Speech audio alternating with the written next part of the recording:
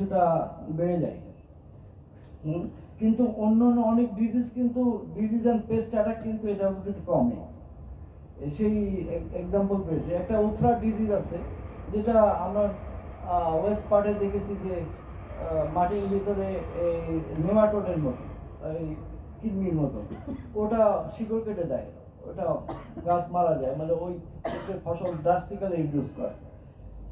এখন এই কার্বন মার্কেটের এই অবস্থায় দেখতেছে এখন যে এক্সপান্ড করতেছে, এটা মানে হয়তো 25-26-এ দেখতে পাবো বেশ করেছে। এনজিওর মধ্যে আগে যারা শুরু করেছে সিসিটিভি আমি দেখেছি, কিন্তু ওরা কার্বন মার্কেটে যায় নাই শুরুতে এডাব্লিউডি গেছে। ইদানিং কার্বন মার্কেটটা আসতেছে, কার্বন টাকা আসতেছে। তা ধরেন 50 হেক্টর, আমি যদি হিসাবের কথা বলি, কাছাকাছি কেউ যদি ইন্টারেস্টেড হন তাহলে বলতে পারে যে 6 to 7 মিলিয়ন টাকা বিডিটি, 50 হেক্টরে 6 to 7 মিলিয়ন টাকা পাওয়া যায়। হ্যাঁ, কেউ যদি করতে চায় তাহলে সেরকম পাই। এখন বাকিটা আমার মনে হয় এটা 10 মিলিয়নের মতো আসলে ইনকাম আসে। তাহলে হিসাব করলে বোঝা যাবে যে কি পরিমাণ। এই যে আসে বলছেন, এটা কে দিবে কি? আচ্ছা, এটা মেথড হচ্ছে যে বললাম যে সেদিন শুরুতে বলে নিলাম যে 29-এ কমিটমেন্ট যে এটার উপরে টাকা দেওয়া হবে। এটা তো ইউএস সোর্স হলে তো আর পাবেন না, কারণ সেটা একটা বিষয়। যখন 29 হয়েছে তখন তো জানা যায় না যে ট্রাম্প আসবে নাকি বাইডেন আসবে। তো এখন এরপরে তো এখন তো শেষে ইউএসএআইডি টাকা নিয়েও টানাটানি করতেছে, সুতরাং বলা মুশকিল এটা কোন দিকে যাবে।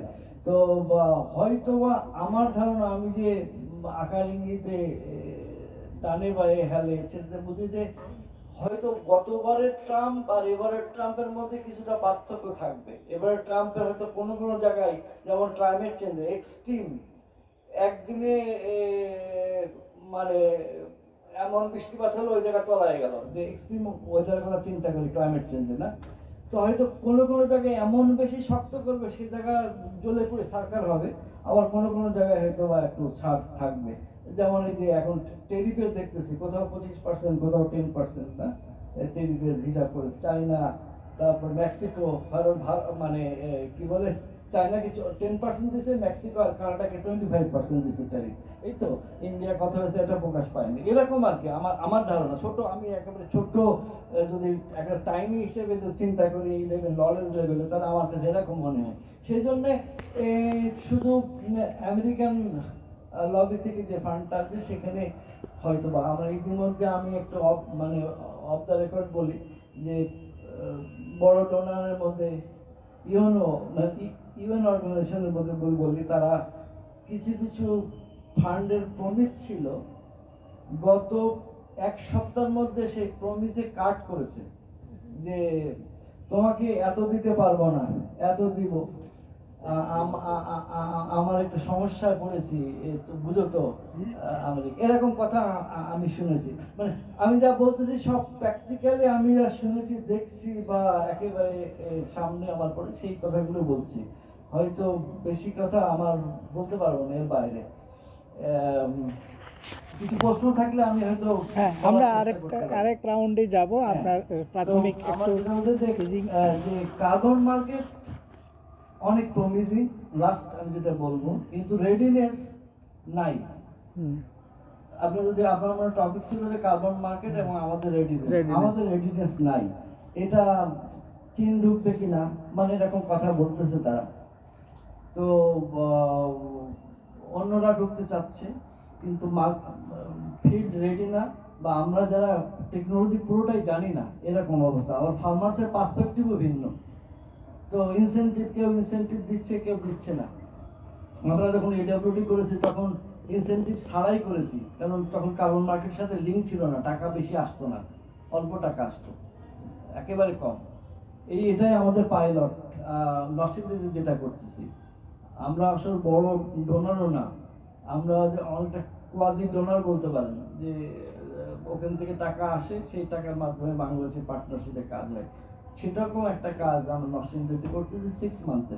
তো সেখান থেকে আমরা আইডিয়াটা দেখতেছি যে হয়তো 6-7 মিলিয়ন বিডিটি 50 হেক্টর ল্যান্ডে হয়তো পাওয়া সম্ভব। এটা আস্তে আস্তে হয়তো 10 মিলিয়নে যাবে, মানে 1 কোটি টাকা পাওয়া সম্ভব গ্রান্ট হিসেবে। এটা কারো দেয় এটা?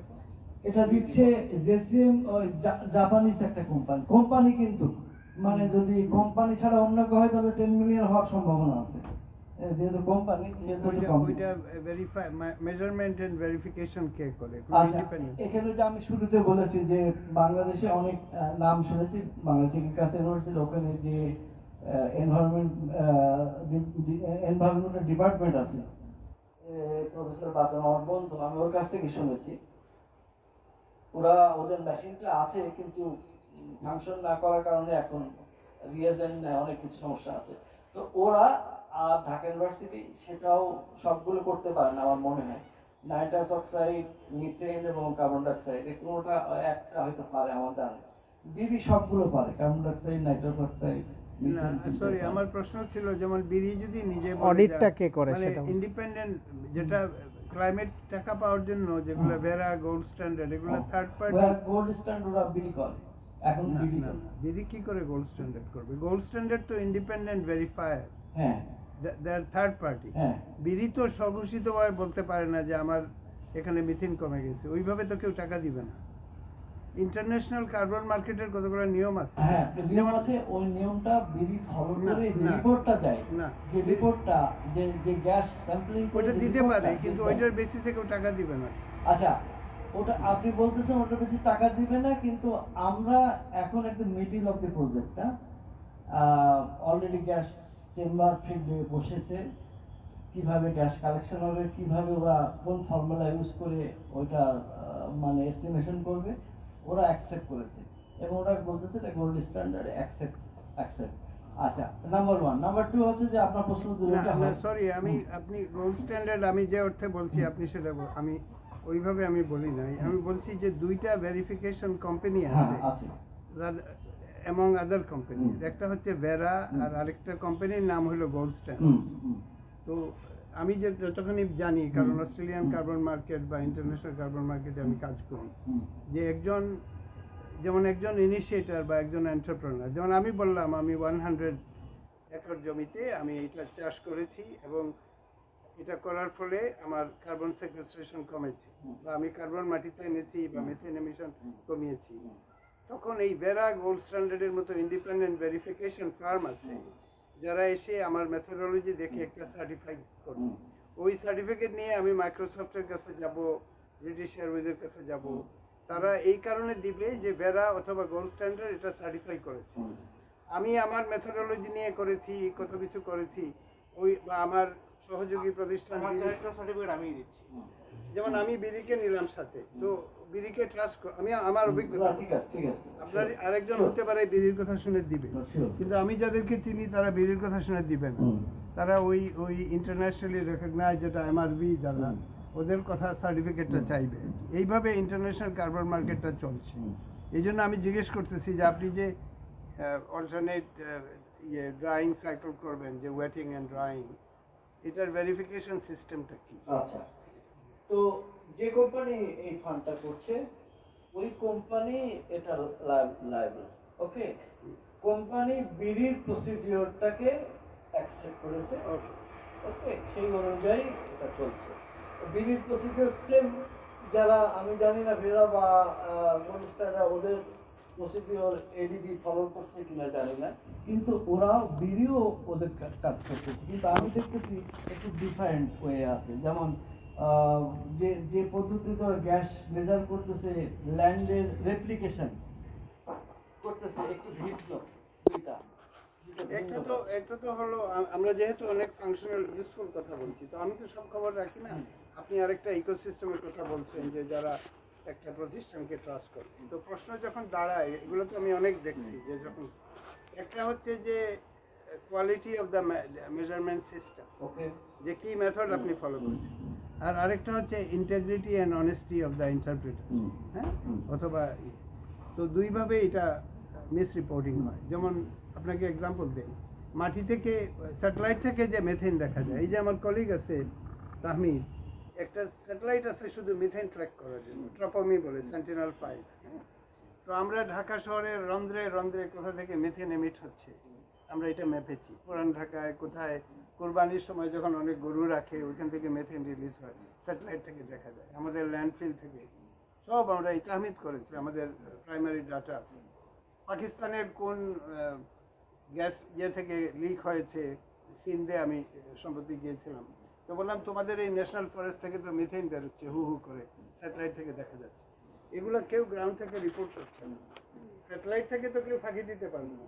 যেমন আপনার কিচেন থেকে যদি মেথেন রিলিজ হয় বিশাল আকারে, তো স্যাটেলাইট দেখতে পাবে, আর আপনাকে জিজ্ঞেস করবে বলে না কোনো মেথেন তো রিলিজ হয়, আপনার কাজের লোক বলবে যে না এটা কি বলে। তো as a result ground reporting এবং স্যাটেলাইট রিপোর্টিং এর মধ্যে বিশাল ব্যবধান মিথেনের। তো এটা নিয়ে এখন আলোচনা যে মিথেন মিটিগেশনে যেমন একজনকে টাকা দিয়ে দিল মনে করো, এডব্লিউডির জন্য দিল এটসেট্রা, কিন্তু পরে দেখা গেল যে এটা এটল হয় নাই। এই জন্য ট্রাম্প এই কথাটা বলছে যে দেয়ার আর লট অফ ফেক ব্যাপার স্যাপার, যে ইউএস গভর্নমেন্টের টাকা চলে যাবে। অনেকে আবার এই ধরনের মেজারমেন্টের যে কার্বন মনিটর মানে ফাইন্যান্সিং যেটা, এটা বিশ্বাসই করে না, ট্রাম্পের লোকজন বিশ্বাস করে না। এই জন্য তারা সব টাকা, আমার নিজের কোম্পানি এটাতে অ্যাফ্লিক্টেড হয়েছে, ইউএস ফান্ডিং যেটা ছিল, ইনভেস্টররা ভয় পেয়ে সব বলে যে না আমরা এটা ইনভেস্ট করবো না, এই কারণে যে এটা প্রতি পদে এখন ফেডারেল গভর্নমেন্ট বাধা দিবে। এটা হয়ে গেছে আর কি, আমি যেটা গত এক সপ্তাহে যেটা হয়েছে আপনাকে বলি। সরি আপনি চালিয়ে যান। মানে আমার প্রায় শেষের দিকে মানে ওরা মানে আমি জানা মতো যে আমাদের সাথে যতগুলো মিটিং আছে আমি সবগুলো মিটিং এ ছিলাম, বিডি এবং কোম্পানি যতগুলো মিটিং আছে, কিছু কিছু মিটিং এ ইমপ্লিমেন্টারদের সাথেও হয়েছে যারা সরাসরি ফিল্ডে কাজ করছে। তো প্রথম অবস্থায় বিডির প্রসিডিওর সবকিছু ওরা চেক করেছে, যেহেতু ওই কোম্পানি তারা দায়িত্ব নিয়ে করেছে, সুতরাং হয়তো আমি জানি না, কিন্তু আমি একটু দুটা ডিফারেন্স পাচ্ছি, যেটা এডিডি এবং ইডি করতেছে এটার সাথে আর আমাদের অনেকে দেওয়ার জন্য ready, which is great news. আর একটা হচ্ছে যে যেটা জাপান গভর্নমেন্টের যেটা আছে ওটা বলে ন্যারো, তো ন্যারোটা একটু কনজারভেটিভ মনে হয়েছে আমার। ওরা স্যাটেলাইটের মাধ্যমে এইগুলো করে, এরা অবশ্য গুগলস ম্যাপসের মাধ্যমে গুগলসে আপলোড করে, জিও ট্যাগ কোঅর্ডিনেট সেট করে এরা করবে। তবে এডব্লিউডির একটা অ্যাডভান্টেজ হলো যে এটা এক ধরনের মডেল বেস, তো মানুষ যদি দেখে এডব্লিউডি করতেছে তখন টাকাটা দিয়ে দেবে। এটা হলো আরেকটা মানে ইজি সিস্টেম হতে পারে। আর আরেকটা হচ্ছে যে একদম মাপবে তারপর দিবে, ওই টাইপের সন্দেহ বাতিগ্রস্ত যারা, তারা তখন প্রতি পদে টাকাটা না দিতে চাইবে, তাই না? আর একদল বিশ্বাস করে দিবে। এখন আমি এডিবিটি জানি না, ওটা একটা কন্টিনিউয়াস প্রসেস, হয়তো আগে করেছে, কিন্তু আমাদেরটা 6 মাসের যে এইটা পাইলট করার পরে সব অ্যাসেসমেন্ট করে ওরা কন্টিনিউ করবে কিনা সেটা সিদ্ধান্ত নেবে। এবং আমাদের কথা আছে আমরা 10 ইয়ার্স করব, একটা ফিল্ডে 10 ইয়ার্স করব। তো ওইটা এডিবি স্পিকাররা যারা কথা বলবে না প্রত্যেকের একটা করে ক্লোজ দেবে, আর এটা একটু যদি সম্ভব হয় যে বলবেন ভিডিও হচ্ছে না তো? হ্যাঁ হচ্ছে, ভালো হচ্ছে। গ্যাসের পার্টটাও মেজার করা গেছে বা ফর্মুলা ইউজ করে যেটা করে, ওরা হয়তো একবার আসবে, দেখবে, দিদির সাথে কথা বলবে, রেজাল্ট নিয়ে কথা বলবে, তারপর হয়তো চিন্তা করবে যে এটা লং টার্ম।